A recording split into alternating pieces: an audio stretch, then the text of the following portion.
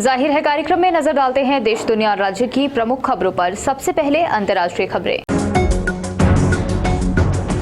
New Zealand में एक भारतवंशी की हत्या की साजिश रचने के मामले में 3 खालिस्तानी आतंकियों को दोषी पाया गया है। बताया गया है कि इन तीनों ने ऑकलैंड में रेडियो होस्ट हरनेक सिंह की हत्या की साजिश रची थी। हरनेक खालिस्तानी विचारधारा के कट्टर आलोचक रहे हैं और इसलिए वे इन कट्टरपंथियों के निशाने पर आ गए। पूर्वी अफ्रीका के तंजानिया में एक ही दिन हवाई अड्डे पर 2 नाटकीय घटनाएं देखने को मिली। ये घटना मंगलवार की है, जब 3 क्रू सदस्यों समेत 30 यात्रियों के साथ यूनाइटेड एयर जांजीबार विमान जांजीबार से उड़ान भर रहा था। किकोबोगा में लैंडिंग की कोशिश के दौरान विमान का मुख्य लैंडिंग गियर टूट गया, जिससे विमान रनवे से हट गया और नोज गियर और दोनों विंग के सहारे रुक गया। हालांकि इस घटना में किसी के हताहत होने की सूचना नहीं मिली है।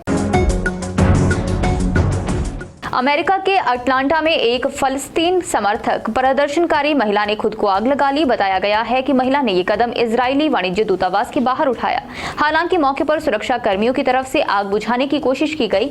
फिलहाल प्रदर्शनकारी की हालत गंभीर है। इस घटना में दूतावास के बाहर खड़ा गार्ड भी बुरी तरह से जल गया।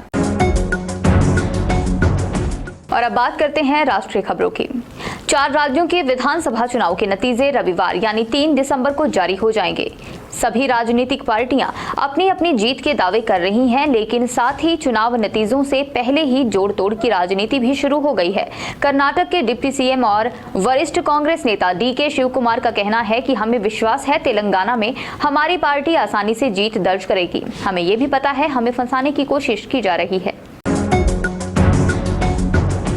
संसद का शीतकालीन सत्र शुरू होने जा रहा है। उससे पहले सरकार ने सर्वदलीय बैठक बुलाई है। संसद भवन की लाइब्रेरी बिल्डिंग में ये सर्वदलीय बैठक शुरू हो गई है। संसदीय कार्य मंत्री प्रहलाद जोशी द्वारा बुलाई गई इस बैठक में विभिन्न राजनीतिक पार्टियों के नेता शामिल हुए हैं। इस बैठक का उद्देश्य शीतकालीन सत्र को सुचारू ढंग से चलाने के लिए रणनीति बनाना और विधायी एजेंडा तय करना है। नागालैंड में मनाए जाने वाले हॉर्निबल फेस्टिवल ने अंतर्राष्ट्रीय स्तर पर ध्यान आकर्षित किया है। दरअसल इस महोत्सव में भारत में मौजूद अमेरिका के राजदूत एरिक गार्स्टी भी शामिल होने पहुंचे। हॉर्निबल नागालैंड का वार्षिक महोत्सव है जो 1 से 10 दिसंबर तक मनाया जाता है। और अब बात करते हैं प्रदेश की प्रमुख खबरों की। हिमाचल प्रदेश के कॉलेजों को 11 साल बाद फिर सीधी भर्ती के माध्यम से प्रिंसिपल मिलने जा रहे हैं। आवेदनों की छंटनी के बाद राज्य लोक सेवा आयोग ने 25 पदों के लिए साक्षात्कार को 75 अभ्यर्थी बुलाए हैं। विभिन्न विषयों की प्रस्तुति, बातचीत और साक्षात्कार के आधार पर प्रिंसिपलों का चयन किया जाएगा। हिमाचल प्रदेश विश्वविद्यालय और मंडी विश्वविद्यालय के संबंध बीएड कॉलेजों में खाली रही सीटों को भरने के लिए फिर से आवेदन प्रक्रिया शुरू होगी। सोमवार 4 दिसंबर से आवेदन के लिए पोर्टल खोला जाएगा। पोर्टल के माध्यम से बीएड की प्रवेश परीक्षा 2023 में अपीयर हुए विद्यार्थी काउंसलिंग के लिए आवेदन कर सकेंगे। विश्वविद्यालय की एचपीयू की बीएड प्रवेश एवं काउंसलिंग कमेटी उच्च न्यायालय के आदेशानुसार मंडी के ब्लूम्स बीएड कॉलेज की 100 सीटों का आवंटन भी करेगा। सरकार ने हाल ही में प्रदेश में एक साथ जमीन के इंतकाल करवाए जो लंबे समय से अटके हुए थे।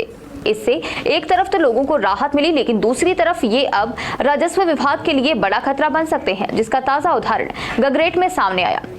पंजाब नेशनल बैंक गगरेट शाखा के प्रबंधक ने तहसीलदार अंब, कलरुही सर्किल के कानूनगो, मुबारकपुर के पटवारी व 3 अन्य लोगों पर जमीन के दस्तावेज से छेड़छाड़ का आरोप लगाया है, जिस पर गगरेट थाना में इन सभी के विरुद्ध धोखाधड़ी का केस दर्ज किया गया है। और अब बात करते हैं समाचार पत्र की प्रमुख खबरों की। मुख्यमंत्री सुखविंदर सिंह सुक्खू की अध्यक्षता में शुक्रवार को आयोजित प्रदेश मंत्रिमंडल की बैठक में पुलिस विभाग में आरक्षी के पद पर 30% महिला आरक्षण प्रदान करने का निर्णय लिया गया। कांग्रेस ने आरोप लगाया है कि उनके नेता राहुल गांधी के विमान को रक्षा मंत्रालय ने कोची स्थित नेवी के एयरपोर्ट पर नहीं उतरने दिया। देश भर में एक बार फिर से कमर्शियल एलपीजी सिलेंडर की कीमत में इजाफा किया गया है। इसके दाम 21 रुपए प्रति सिलेंडर बढ़ा दिए गए हैं। अब बात करते हैं संपादकीय पृष्ठ की।